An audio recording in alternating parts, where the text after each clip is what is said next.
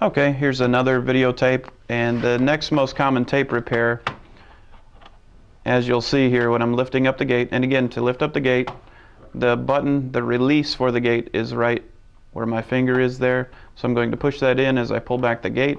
As you can see, there's no videotape here. Obviously though, there's tape because you can see through the window. It's a full reel, and when it's a full reel on one side and a completely empty reel on the other side, it's obvious what happened here. When the VCR rewound the tape, some of the older VCRs didn't have the feature where the rewind will slow down near the end of the tape, so they'll snap the tape off the reel. Even if they do have the slow rewind, this will still break because every time a tape is rewound, it puts stress on the leader here where it attaches to the reel, and eventually they break. So this is a very common tape repair. And obviously if there was half a reel of tape on this side and half a reel on this side, it would mean that the tape was broken and just the customer probably wound it back up inside the case. Either way, it doesn't matter, but you'll have to get inside the cassette in this situation in order to repair the tape. So we'll turn the tape around, and we're going to need to simply take out the 5 or 6 screws that hold the cassette together. Before I do that though, this tape doesn't happen to have a spine label on it, and again, you'd want to break out the tabs. Always remember to break out these plastic tabs. But let's say this tape did have a spine label like this one does. You want to make sure that you cut that first, because as you can see on this tape without the label, the seam where the tape halves come together runs right below the label. And if the label's on there, when you're trying to get the tape apart, and be careful, if the label holds it together, it makes it more difficult. So the first thing I'll normally do is take my scissors and cut along that seam. And I didn't get it perfect that time, but as long as it's cut,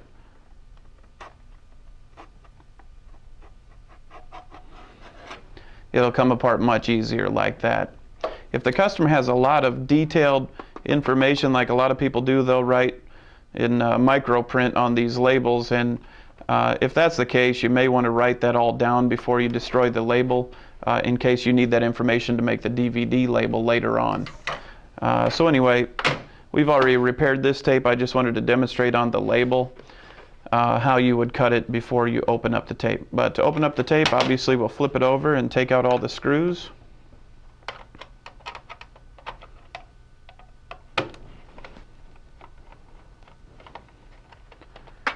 And we'll just set the screws aside for now.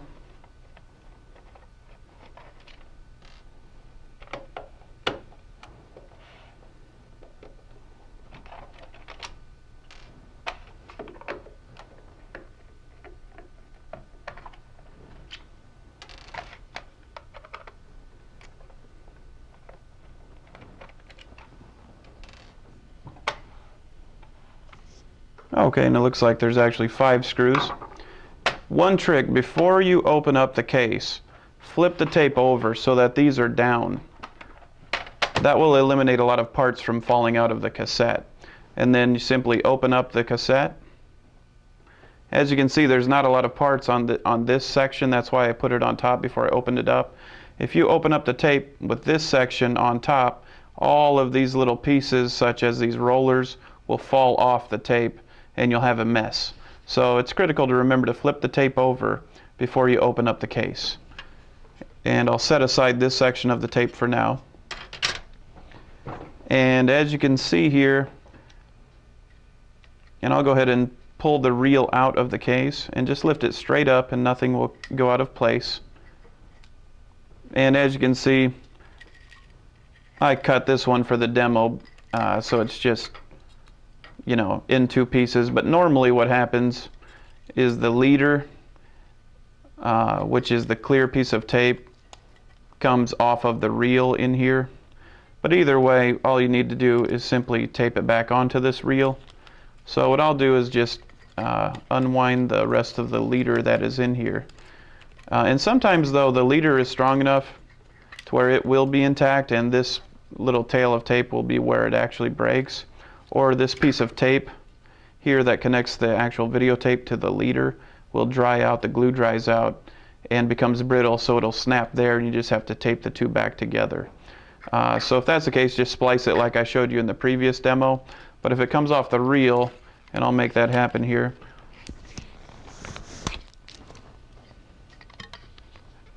Okay, you'll be left with an empty reel. What I do is simply grab a piece of Scotch tape, and what I'm going to do is wind this reel. And to do that, the catches are here. That catch, the teeth catch on the bottom of the reel. So you can release those manually by pulling this part back. And as you can see now, it turns freely. That allowed me to get some slack over here on this portion of the tape. Then the next thing to do is to simply place your Scotch tape as straight as possible on the end of the piece of video, and then place it in your reel, and tape it on there as good as you possibly can. Again, these just need to go through the VCR one time, so we're not worried about making them perfect. As long as it's on there and it'll wind up, that's all that really matters. Now the only next thing to worry about is to make sure that you have the tape going around these spools properly, and it's fairly simple. I'll try to zoom in here and get you a better shot of this.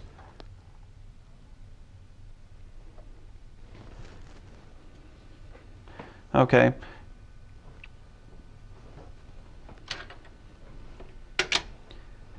As you may be able to see here on the tape, there's a piece of cellophane material here that holds the tape against this roller, and so it goes inside this roller, but between the roller and the piece of cellophane,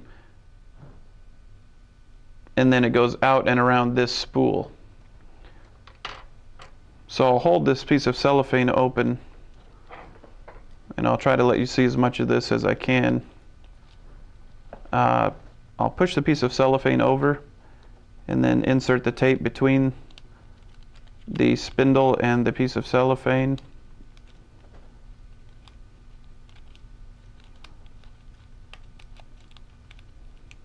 And it'll be much easier when you have both of your hands free.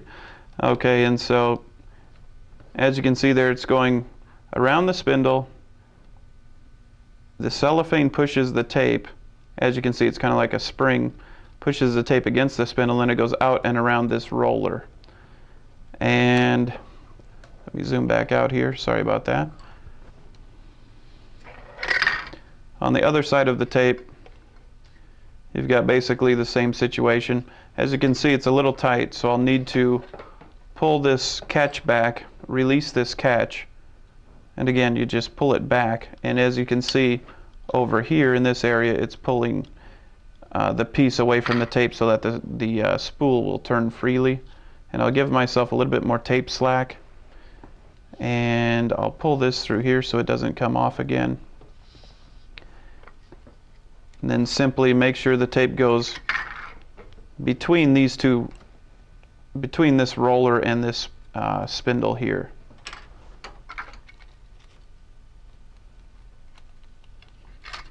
And all the videotapes are basically the same. They may look a little bit different on the inside, but they all have these same basic, same basic rollers on the ends here. And by the way, if you want to, sometimes video cassettes won't play back very well, and you can't seem to solve it with your VCR. A lot of times, for some reason, the cassettes themselves they drag the tape, they cause it to not turn freely. So what I'll do is take these two reels, open up a brand new videotape, and just throw away the reels from it, and put the reels from the older tape in a new cassette or in a new case,